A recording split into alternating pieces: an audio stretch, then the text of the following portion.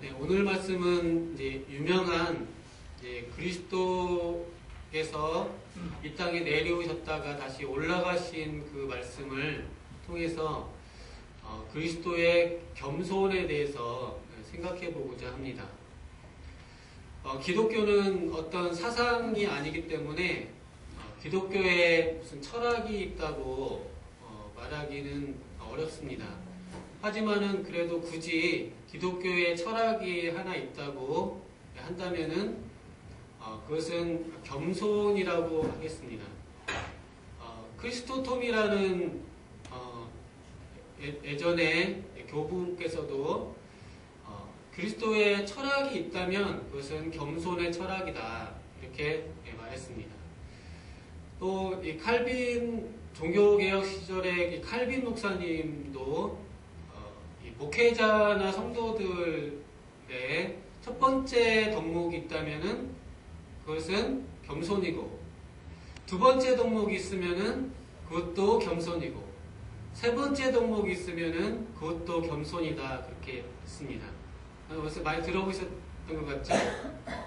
김구 선생님께서 나의 한 가지 소원은 이렇게 하면서 첫째도 대한 독립이고, 둘째도 대한 독립이고, 셋째도 대한 독립이다 이렇게 하신 것처럼 기독교에 덕목이 있다면 첫째도 겸손이고, 둘째도 겸손이고, 셋째도 겸손이다 그렇게 말했습니다. 근데 이 겸손을 결국은 어디에서 배울 수 있느냐? 그것은 이 마음을 품으라, 이 겸손한 마음을 결국은 우리가 믿는 예수님 안에서 이 겸손의 모범을 볼 수 있다고 이 본문에서는 말하고 있습니다. 이 그리스도 안에 그 은혜들이 넘치고 있는데, 특별하게 이 그리스도 안에서 같은 마음을 품어서 서로를 자기 일을 돌볼 뿐 아니라 다른 사람들의 일도 돌봐라 이렇게 말하면서 이 마음을 품어라 그렇게 말하고 있습니다. 그래서 이 겸손한 마음을 품어라 그렇게 말하고 있습니다. 근데 5절에서 그러면 이 마음은 너희 안에 이 마음을 품으라, 그리스도 예수의 마음 이렇게 말하고 있습니다. 예수님은 어떤 마음을 가지셨습니까? 겸손한 마음이시죠. 오늘 오전에 조영구 목사님께서 우리는 어떤 마음을 가져야 됩니까?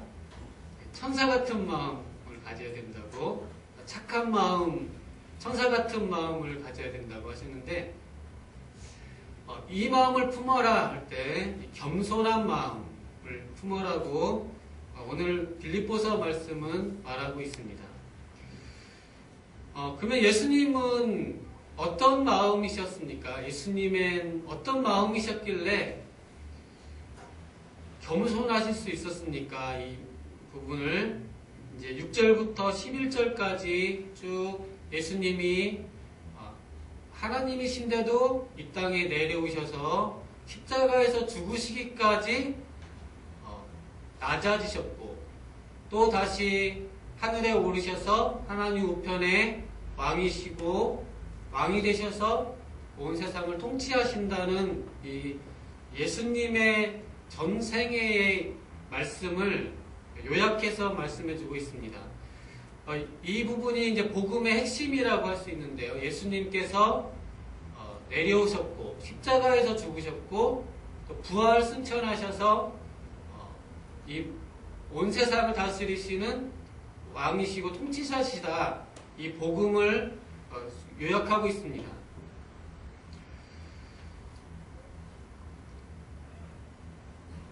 근데 여기에서 이제 그러면 과연 겸손이 무엇이냐, 이 부분을 이제 하나의 핵심적인 단어로 제목은 그리스도 겸손 이렇게 했는데, 딱 한 가지 이제 말을 가지고 이 설교를 이제 풀어가 보려고 합니다. 그것은 라틴어로는 이제 프로 노비스라고 하는데요. 우리를 위하여라는 그런 말씀을 가지고 이걸 쭉 풀어가 보려고 합니다. 우리를 위해서, 프로 노비스에서 우리를 위해서라는, 즉 예수님의 이 하신 일, 이게 예수님이 우리를 위해서 하신 일인데요. 예수님이 하신 일은, 그것을 한마디로 말하면은 그리스도 직분입니다. 그리스도 직분이 이 땅에서 예수님이 우리를 위해서 하신 일입니다. 세 가지 일을 하셨는데, 왕으로서의 일을 하셨고, 제사장으로서의 일을 하셨고, 선지자로서의 일을 하셨는데, 지금 이제 박근혜 대통령 당선자께서 이제 대통령이 됩니다. 그럼 대통령직은 누구를 위한 대통령직이겠습니까? 이게 우리나라 국가, 대한민국을 운영해 나가고 이끌어 나가는 직분이죠. 이게 국민을 위한 직분입니다. 이 직분을 수행해야 되는데, 예수님의 직분은 그리스도라는 직분입니다. 이 그리스도라는 직분은 이 특별한 직분입니다. 이거는 원래 예수님은 삼위일체 하나님이시기 때문에 성자 하나님이신데, 성자 하나님의 직분이 아닌, 성자 하나님은 그냥 하나님이십니다. 원래 영원 전부터 하나님이시니까 우주의 그냥 하나님이세요. 네? 성부 하나님은 직분이 그리스도가 아닙니다. 성부 하나님은 모든 사람의 만물의 근원이시고 아버지로서의 이렇게 불리시는 것이고, 성령 하나님도 하나님이십니다. 근데 성령 하나님도 우리가 그리스도라고 난 직분으로 말하지 않습니다. 성령 하나님도 하나님이신데 만물의 생명과 운행과 능력을 다 총괄하시고 능력 주시는 게 성령님이신데, 성령님의 일도 그리스도라고는 안 하지 않습니다. 특별하게 성자 하나님, 이 성자 하나님의 역할은 이 만물의 중보자로서의 우리를 중보해 주시는 역할을 하시는데, 특별하게 이 성자 하나님의 하시는 일이 있습니다. 그것은 원래 그 성자 하나님으로서는 스스로는 그냥 하나님이세요. 근데 성자 하나님이 특별하게 하시는 일이 있습니다. 그거는 그리스도라는 직분을 행하신 것입니다. 이 직분은 우리를 위해서 특별히 하신 직분입니다. 우리를 위해서. 그래서 첫 부분에 이제 우리를 위해서 그리스도 직분을 수행하시는데 이 세 가지인데, 이 세 가지가 다 우리를 위해서라는 부분을 가지고 해보겠습니다. 예수 그리스도께서 첫 부분에 보니까 근본 하나님의 본체신데 하나님과 동등됨을 취할 것을 여기지 아니하시고 오히려 자기를 비워서 종의 형체를 가지셔서 죽기까지 복종하셨는데 그 십자가에 죽으셨다, 이렇게 말하고 있습니다. 그래서 예수님이 이 땅에 내려오셨습니다. 자기를 낮추셔서 내려오셨는데, 제가 질문을 해보겠습니다. 자, 아까 계속 했던 말이기 때문에 제 질문은 항상 답이 했던 말 속에 있습니다. 그래서 예수님이 이제 내려오셨습니다 하고 올라가셨습니다, 두 가지를 이야기할 겁니다. 자, 예수님이 왜 내려오셨나요? 질문이, 예수님이 왜 내려오셨습니까? 우리를 위해서.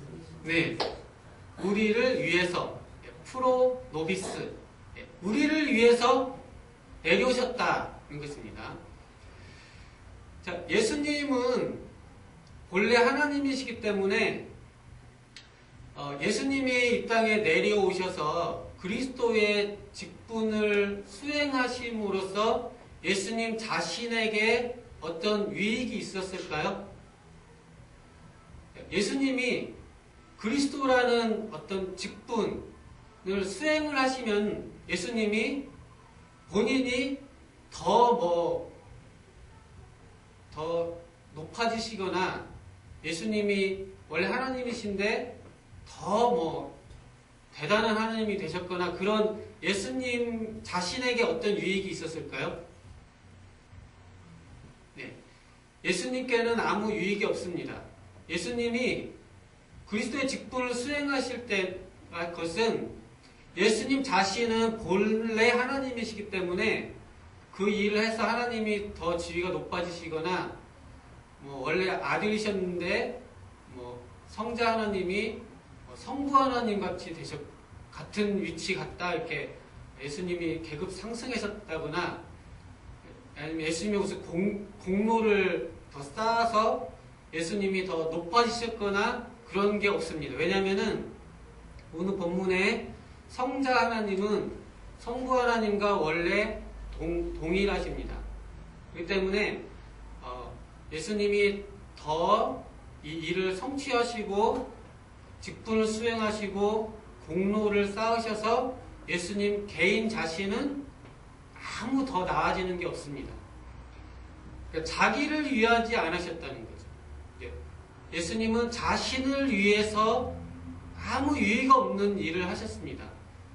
즉 예수님께서 그리스도의 직분을 행하신 것은 다시 한번 질문해 보겠습니다. 예수님 자신을 위해서였습니까? 누구를 위해서였습니까? 우리를 위해서. 우리를 위해서 하셨다는 것입니다. 예수님께서 자기에게 아무 유익이 없으신데 오직 우리를 위해서 친히 낮아지셨습니다. 겸손하게 종의 형체를 취하셨고 인간의 모습을 취하셨습니다. 그래서 하나님이 인간의 모습을 입으신다는 것은 그거는 제가 벌레가 되는 그거하고 상대가 안 됩니다. 제가 벌레가 되면 피조물이 되는 건데 하나님이 인간이 되는 것은 창조주가 피조물의 모습을 얻는 거기 때문에 그 자체로 엄청나게 겸손해지는 것을 말합니다. 낮아지는 거. 근데 성자 하나님께서 인간이 되신 것만 해도 저 하늘에서 땅까지 내려오신 건데 우리처럼 여기 오신 저희 성도들은 그래도 사람이신데 사람들 중에서는 어느 정도 급에 속하신가요? 그래도 중간층이나 좀 중간층, 중상, 또 상류 이렇게 속하신데 예수님은 사람이 되셨었는데도 사람 중에서도 어디까지 모습을 취하셨냐면은 종까지 되셨습니다. 예수님이. 그래서 예수님이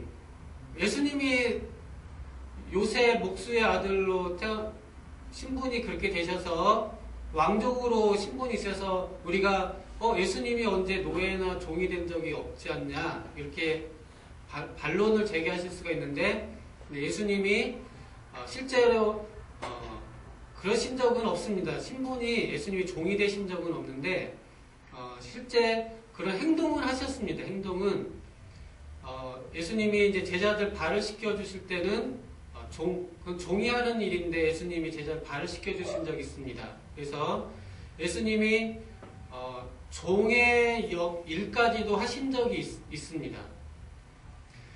또 예수님이 그냥 보통 사람보다 더 낮아지신 것은 오늘 말씀에서는 십자가에 죽으신 것까지 하셨습니다. 지금 우리들 중에서 그 사형 선고 감옥에 갔다 오신 분은 있으신가요? 혹시 감옥에 갔다 오신 분 없으시죠?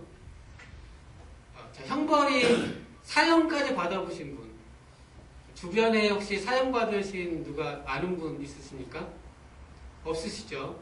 예수님은 종의 모습까지 되셨는데 예수님은 어디까지 내려가셨냐면은 재판을 받아서 사형 선고까지 받으신 죄인의 모습까지 가셨습니다. 예수님이 자기 죄 때문 하나도 없으신데 남의 죄를 뒤집어 쓰셨어요. 우리 죄를 뒤집어 쓰셔가지고 재판을 받으시고 재판 과정에서 채찍도 맞으셨고 법정에 섰습니다. 저희가 이제 혹시 뭐 경찰서에 끌려가 보신 적은 없으시죠? 경찰서 앞에서 조서 같은 거 써보셨나요 혹시? 그게 보통 힘든 게 아닐 것입니다. 재판석 앞 혹시 검사 앞에 서보셨거나 재판정 앞에 서보셨나요? 그거 사람이 예전에 현대에 정몽준 이런 분도 검사한테 한번 갔다 와서 자존심 상해서 뛰어내려 자살하신 분도 있으시잖아요. 검사 앞에 쓴다는 거 굉장히 자존심이 상합니다. 왜냐하면 검사가 별것도 아닌 게 앞에서 막 그렇게 하기 때문에 막 자존심 있는 분들은 참지 못하시고 자살하는 분들도 계신데 예수님은 법정에 서셨습니다. 그래서 빌라도 앞에서 또 유대 지도자들 앞에서 신문을 받으시고 죄인 취급받으시고 죄가 하나도 없는데 우리 죄 뒤집어 다 써가지고 죄가 하나도 없는데도 그렇게 벌을 받으셨습니다. 그리고 사형 언도를 받았습니다. 사형 언도를 받으셔서 실제 형 중에서 가장 보통 요즘 형들은 이제 교수형이라든지 정기로 인해서 그렇게 그나마 점잖게 형을 집행하는데 인간이 만들어 놓은 그 형 집행 중에 가장 잔인한 십자가형을 받으셨습니다. 그래서 예수님이 십자가형을 받으셔서 돌아가셨습니다. 그러니까 예수님이 하나님이신데 인간이 되신 것도 모자라서 종의 일도 하셨지만 죄를 뒤집어 쓰셔서 사형수까지 가셔서 그것도 가장 극한 형벌인 십자가로 형을 받으셔서 돌아가셨습니다. 이것이 예수님께서 내려오셔서 가장 우리 보통 사람도 안 가는 더 힘든 그런 일까지 바닥까지 내려가셨다는 것이 오늘 말씀입니다. 근데 이 말씀을 다시 한번 말씀드려 보겠습니다. 예수님이 왜 이런 일을 하셨나요? 누구를 위해서 이런 일을 하셨나요? 우리를 위해서. 우리를 위해서 하셨다는 것입니다. 왜 그렇게 하셨냐면 예수님이 내려오신 것은 우리를 높이시기 위해서 그러신 겁니다. 예수님이 하늘에서 땅으로 내려오신 것은 또 지옥의 고통까지 내려가신 것은 지옥의 고통까지 있는 우리를 저 천상까지 올리시기 위해서 주님이 내려오셨다는 것입니다. 주님이 우리를 위해서 내려오셔서 우리를 올려주셨습니다. 오늘 말씀을 하고 있습니다. 그 다음에 예수님이 이제 올라가셨습니다. 부활 승천하셔서 하나님 우편에 올라가십니다. 두 번째, 예수님이 올라가셨습니다. 네요. 질문해 보겠습니다. 예수님이 누구를 위해서 올라가셨나요? 예수님 자기 자신이 한번 올라가 보고 싶어서 자신 위해서 올라가셨나요? 누구를 위해서 올라가셨나요? 답은 똑같습니다. 우리를 위해서 올라가셨습니다. 우리를 위해서. 예수님은 원래 하나님이시기 때문에 더 올라갈 데가 없습니다. 예수님 하나님이시니까 최고에 항상 계세요.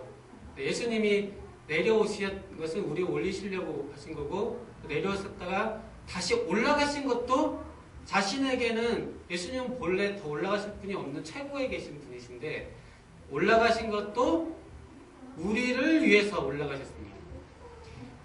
예수님께서 부활하신 것도 우리도 죽을 몸으로 부활할 수 있도록 예수님은 올라가셨습니다. 부활하셨고 예수님이 부활하셔서 천국에 올라가셨습니다. 그것도 우리를 같이 끌고 우리도 천국까지 끌어올리시기 위해서 올라가셨습니다.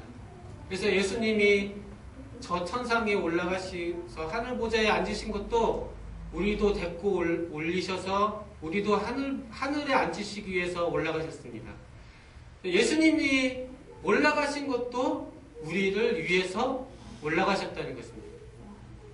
예수님이 내려오신 것도 우리 죄를 대속하시기 위해서 다시 우리를 올리시기 위해서 내려오셨고, 또 예수님이 다시 올라가신 것도 또 우리를 같이 끌고 올라가시기 위해서 올라가셨다는 것입니다. 예수님은 자기에게는 아무 유익이 없는 일을 자기를 위해서 아무것도 하지 아니하시고 오직 우리를 위해서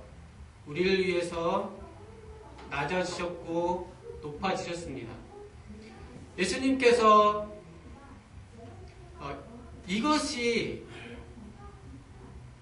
이 빌립보서에서는 이걸 겸손이라고 풀고 있습니다. 겸손. 그러니까 왜 겸손하셨습니까? 이렇게 말하면은 겸손이 무엇일까요? 이렇게 말하면 겸손은 낮아진 겁니다. 근데 왜 낮아져야 됩니까? 이렇게 말하면은 그거는 겸손이라는 것은